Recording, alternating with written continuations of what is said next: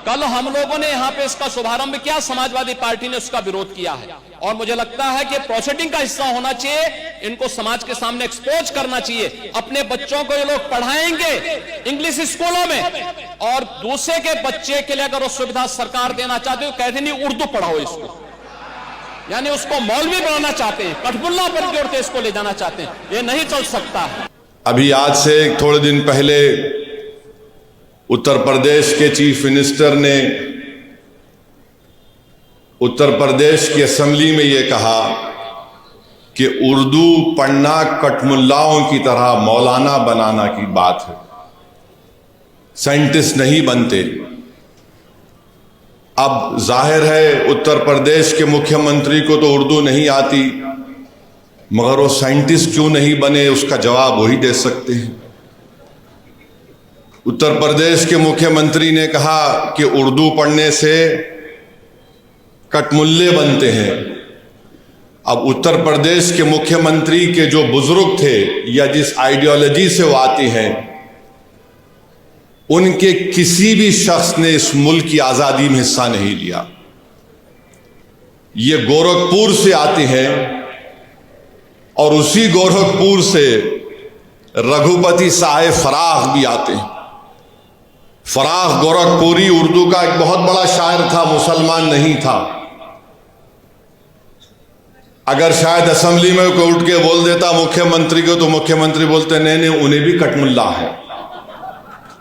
तो ये इनकी ये इंटेलेक्चुअल कैपेसिटी है इनकी। फराख गोरखपुरी गोरखपुर के शायर थे, उर्दू के बहुत बड़े शायर थे। अब मेरे अजीज दोस्तों और बुजुर्गों, जिसके जहन और दिल पर गहन लग चुका है, तो दुनिया की कोई रोशनी उसके सर पे नहीं पहुंच सकती। फराख गोरखपुरी का शेर क्या है सुनिए, ये बीजेपी आरएसएस वालों को बता रहा हूं, जो उर्दू बोलने वालों को कठमुल्ला कहते हैं। फराख गोरखपुरी ने कहा था, सरजमीन हिंद पर अक़वाम आलम के फराख, सरजमीन हिंद पर अक़वाम आलम के फराख, काफिले बसते गए हिंदुस्तान बनता गया। सरजमीन हिंद पर अक़वाम आलम यानी नेशंस आए इस देश में, बसते गए हिंदुस्तान बना।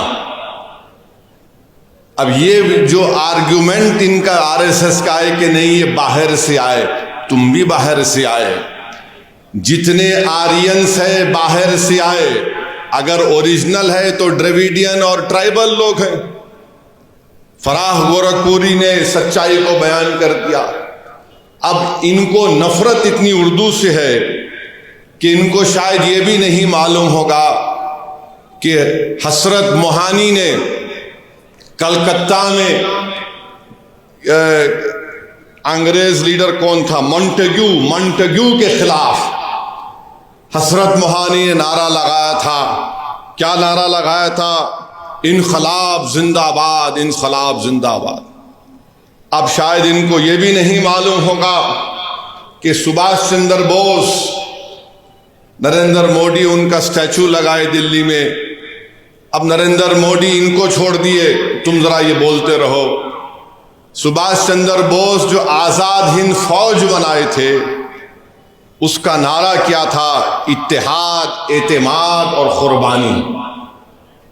इत्तेहाद, एतेमाद और कुर्बानी नारा था सुभाष चंद्र बोस का, नेताजी सुभाष चंद्र बोस का। इस हैदराबाद से वजीर सुल्तान, एक मशहूर फैमिली थी, उनके एक खानदान के फर्द नेताजी के साथ चले गए भारत छोड़ के। इसी मुल्क में हैदराबाद के सफरानी साहब थे, नेताजी के साथ चले गए।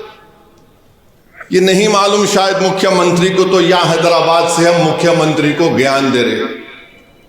राम प्रसाद बिस्मिल को इनको नहीं मालूम होगा, हिंदू थे। उन्होंने कहा था कि सरफरोशी की तमन्ना अब हमारे दिल में है। तो यही सरफरोशी की तमन्ना अब हमारे दिल में है कहकर भगत सिंह फांसी के फंदे पे चढ़ गए। और यही उर्दू के लफ्ज को अल्लामा काफी रहमतुल्लाह अलैह, जो मुरादाबाद के थे, अंग्रेजों के खिलाफ खिलाफ जिहाद का फतवा दिया था मौलाना काफी ने। जब 2 दिन में अंग्रेज जज ने उनको 2 मई को ट्रायल शुरू हुआ, 4 मई को उनको फांसी की सजा दे दी गई। और मौरिख ने लिखा कि अल्लामा काफी के ऊपर इस्तरी गरम करके उनके जिस्म पर चुरके दिए जाते थे। वो अल्लामा काफी जब फांसी के फंदे की तरफ जा रहे थे तो उनके उर्दू के अशार नातिया उर्दू के अशार थे। उत्तर प्रदेश के मुख्यमंत्री, आप उत्तर प्रदेश के मुख्यमंत्री हैं, मौलाना काफी मुरादाबाद के थे। फतवा दिया अंग्रेजों के खिलाफ जिहाद का, कठमुल्ले तुम बोलते ना। क्या कहा था अल्लामा काफी ने? कोई गुल बाकी रहेगा ना चमन रह जाएगा, पर रसूल अल्लाह का दीन हसन रह जाएगा। अतलस व कम ख्वाब की पोशा पर नाजा ना हो तुम, इस तने में जान पर खाकी कफन रह जाएगा। नामे शाहाना जहां मिट जाएंगे, लेकिन यहां हशर तक नामो निशां पंजेतन रह जाएगा। ये मौलाना काफी उर्दू के नातिया कलाम पढ़ के मुख्यमंत्री फांसी पे चढ़ गए, आपको नहीं मालूम। और फिर वहीं पर जोश मलियाबादी, इनको मालूम ही नहीं, बस उर्दू से दुश्मनी है। और फिर ब्रिज नारायण चक, बस ये भी हिंदू थे मुख्यमंत्री। इन्होंने क्या लिखा? ए खाके हिंद तेरी अजमत पे क्या गुमान है, दरियाए फैज कुदरत तेरे लिए रवा है। ये ब्रिज नारायण ने लिखा उर्दू में। फिर आज इन्हीं की ये बात, फिर मुजाहिद आजादी मौलाना शौकत अली खिलाफत तहरीक में बहुत बड़ा रोल उनका। राउंड टेबल के लिए बरतानिया गए तो मौलाना शौकत अली ने कहा कि अगर मैं हिंदुस्तान को आजाद नहीं कराऊंगा तो मैं भारत को वापस नहीं आऊंगा। जब भारत से गए मौलाना शौकत अली तो बैतुल मुक़द्दस में उनका खैर मुक़द्दम हुआ। 2 लाख लोग मौलाना शौकत अली के इस्तकबाल के लिए बैतुल मुक़द्दस को आए थे। उसके बाद वो बरतानिया गए, राउंड टेबल कॉन्फ्रेंस हुई। उनका एक मशहूर तकरीर है, रामपुर के थे मुख्यमंत्री मौलाना शौकत अली, आपको नहीं मालूम होगा। मौलाना शौकत अली ने एक शेर कहा था, शायद ये आपके लिए और आरएसएस और बीजेपी के लिए कहा होगा, यकीनन कहा होगा। मौलाना शौकत अली ने कहा, दौरे हयात आएगा खातिल, दौरे हयात आएगा खातिल खजा के बाद, दौरे हयात आएगा खातिल खजा के बाद, है इब्तिदा हमारी तेरी इंतहा के बाद। तो तुम्हारी इंतहा होगी। आज तुम इख्तिदार के नशे में बड़ा अनाब शनाब बक रहे हो, बके जाओ। मगर मेरे अजीज दोस्तों और बुजुर्गों, वतन अजीज का हाल तो ये है कि जोश ने सही कहा था, वो आज के इस दौर के लिए भी मुनासिब है। जोश ने लिखा था, ऐ हम नफस फसाने हिंदुस्तान ना पूछ, ऐ हम नफस फसाने हिंदुस्तान ना पूछ, अपना गला खरोशे तरन्नुम से फट गया, अपना गला खरोशे तरन्नुम से फट गया, तलवार से बचा तो रगे गुल से कट गया। ये जोश ने कहा था, जो आज हमारे मौजूदा मुल्क के हालात पर सही तरीके से उतरता है। तो हम उत्तर प्रदेश के मुख्यमंत्री को एक और इत्तला दे रहे हैं कि भारत की लोकसभा में ओम बिरला स्पीकर ने ऐलान किया कि जो कोई भी भारत की पार्लियामेंट में, लोकसभा में जो तकरीर में भाषण देगा उसका तर्जुमा उर्दू में होगा। अब आप क्या बोलेंगे स्पीकर को? उर्दू आप जो जबान में देंगे, कई जबानों में तर्जुमा होगा। तो इनको नहीं मालूम ये उत्तर प्रदेश के मुख्यमंत्री को यह भी नहीं मालूम कि उर्दू उत्तर प्रदेश की तहजीब का हिस्सा है।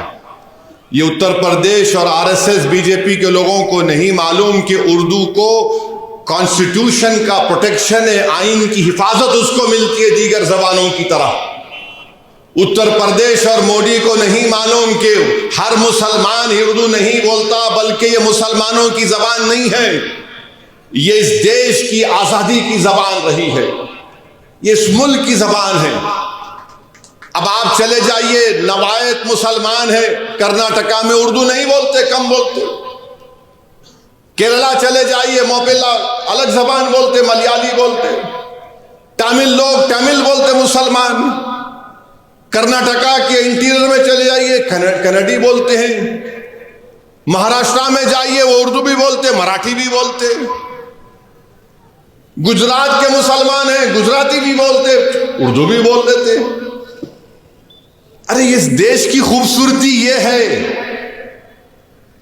बीजेपी इस देश को, इस वतन को एक जबान, एक मजहब, एक आइडियोलॉजी और एक लीडर के तहत बनाना चाहती है। भारत में हजारों मजहब हैं, कई जबानें हैं, कई हजारों तहजीबें हैं, तभी जाकर भारत बनता है।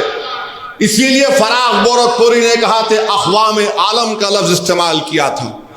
अब इनको समझ में आया नहीं आया नहीं मालूम, मगर हमारा काम यह है कि इनको समझाना और इनको बताना